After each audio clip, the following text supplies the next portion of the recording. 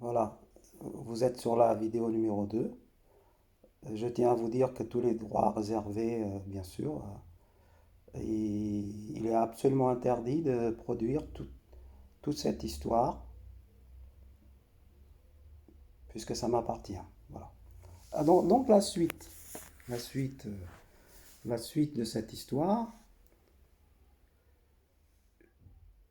je, je continue encore à prendre mes traitements, toujours pas de sommeil, bien sûr.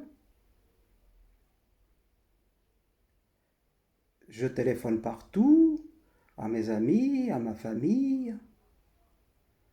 Je leur dis ce qui se passe. Ils me disent tous, tu es dépressif, tu es dépressif. J'explique tout, l'histoire des médicaments et tout.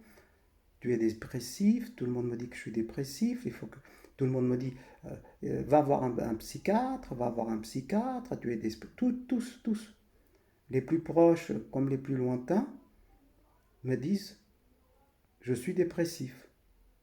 Va voir un psychiatre. Je suis dans un état d'excitation et d'énervement total. Mes paroles deviennent de plus en plus agressives par l'effet de l'exomile.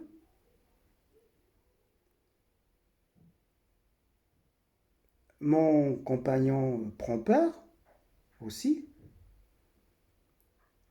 La situation chez moi devient très compliquée puisque je ne dors pas et que mon compagnon prend peur.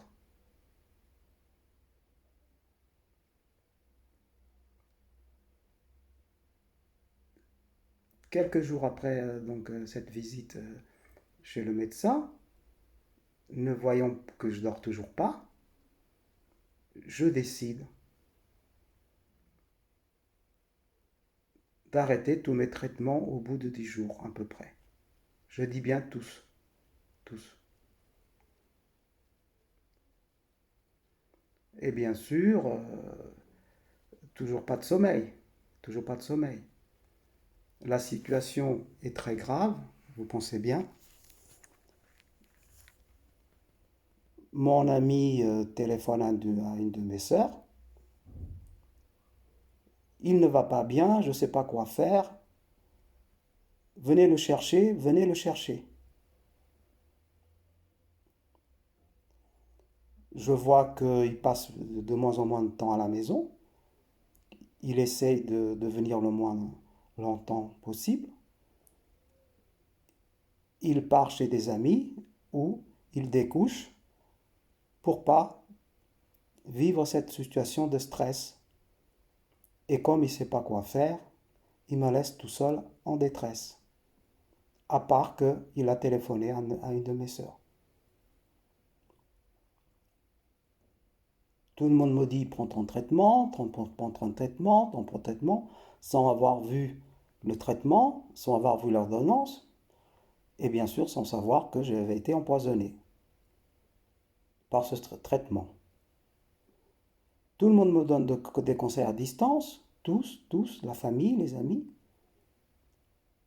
mais personne a vu l'ordonnance et personne a le ressenti que moi que j'ai.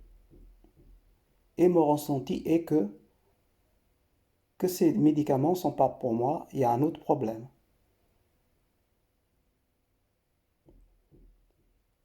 Je ne sais pas comment vous l'expliquer, mais c'est comme si j'avais eu un ange gardien qui m'a dit arrête tout, tu vas te tuer. Bien, heureusement que j'ai un bon gardien, hein. Mais c'est pas fini, ce n'est que le début.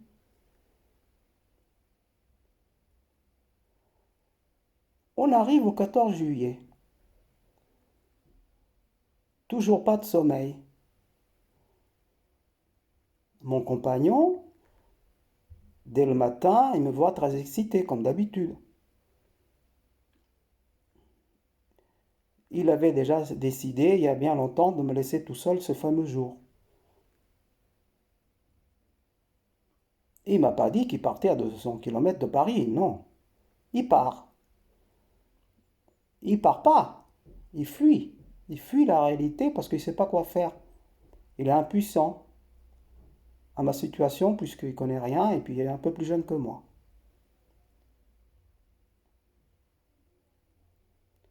Donc, je me trouve tout seul dès le matin ce fameux 14 juillet. Dans ma tête, il y a beaucoup de choses qui se passent. Je sais que ça va mal se passer la journée, la nuit. Je comprends très vite que je suis en grand danger et que j'ai personne pour m'aider. Ni mon compagnon, ni la famille qui est très loin, ni mes amis proches, car ils sont tous en vacances. Et il faut bien vous dire toujours qu'à ce moment-là, je ne savais pas que j'avais pris une overdose de médicaments.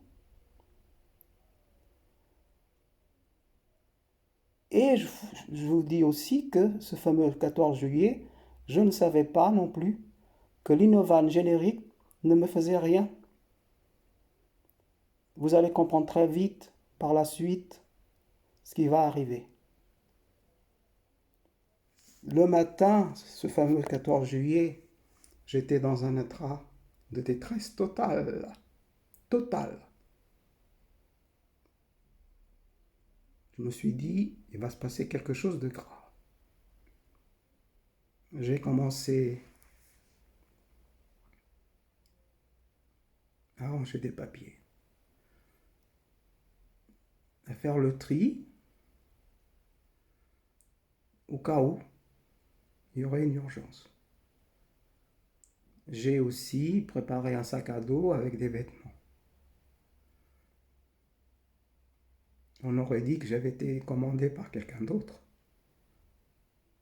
que c'était plus moi qui agissais, mais quelqu'un d'autre qui agissait à ma place.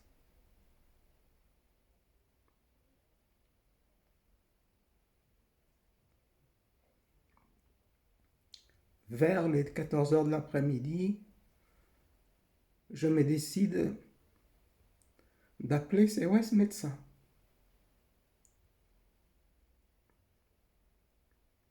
Ils me connaissent un peu, ça m'a beaucoup aidé. Déjà, ils m'ont pas pris pour un fou et ils sont quand même téléphoné une deuxième fois pour savoir si je existais bien et que c'était bien la bonne personne avec la bonne adresse.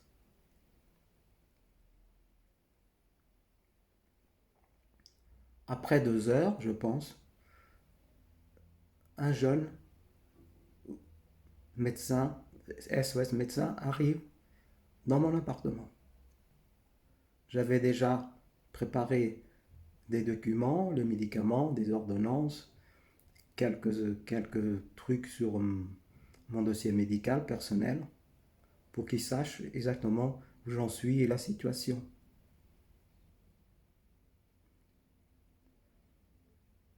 Il m'a vu très excité, il commence par me dire calmez-vous, calmez-vous. Bien sûr que j'étais excité.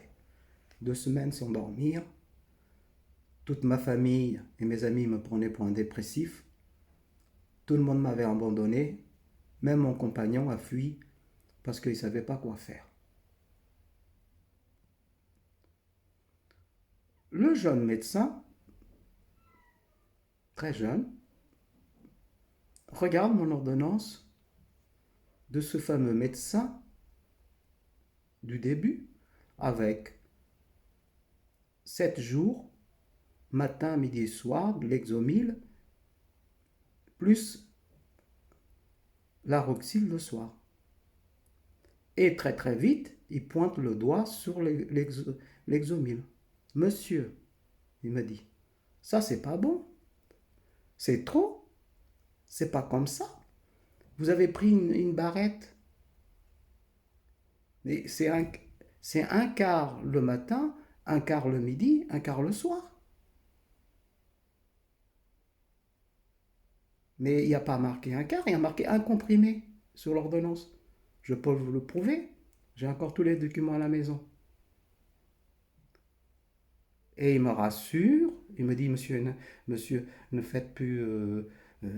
allez, sortez de chez vous, faites du sport, aérez-vous. Votre traitement, il est bien, mais votre Lexomil, vous en prenez beaucoup trop. Et voilà que je viens de comprendre ce qui m'est arrivé. Personne m'avait dit avant lui que je prenais trop de Lexomil. Et comment il fallait prendre ce fameux Lexomil.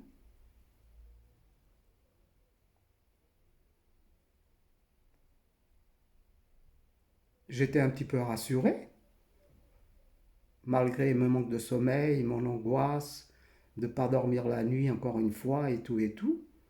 Pendant 2 heures, après son départ, j'étais un petit peu rassuré. Mais, mais, comme j'étais seul toujours et sans aucune aide extérieure, très très vite, une grosse angoisse est venue en moi. Une espèce d'angoisse qui ne peut pas se décrire. En tout cas, moi, je ne l'avais jamais vécu. Pas, pas un truc suicidaire, non, pas du tout. Je n'avais pas du tout envie de me jeter par la fenêtre, je n'avais pas du tout envie de me pendre, je n'avais pas du tout envie de me suicider, non.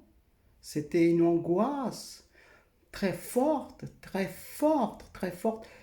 Et si je ne dors pas la nuit? Et si je ne dors pas la nuit? C'était quelque chose qui me faisait peur, tellement peur, cette peur de ne pas dormir encore de nouveau, cette peur de ne pas dormir encore de nouveau, elle était là. Mais elle était tellement forte, tellement forte, tellement forte que je ne pouvais plus tenir en place. Et à un moment donné, je prends une décision. Ou alors, ou alors, mon ange gardien la prend pour moi.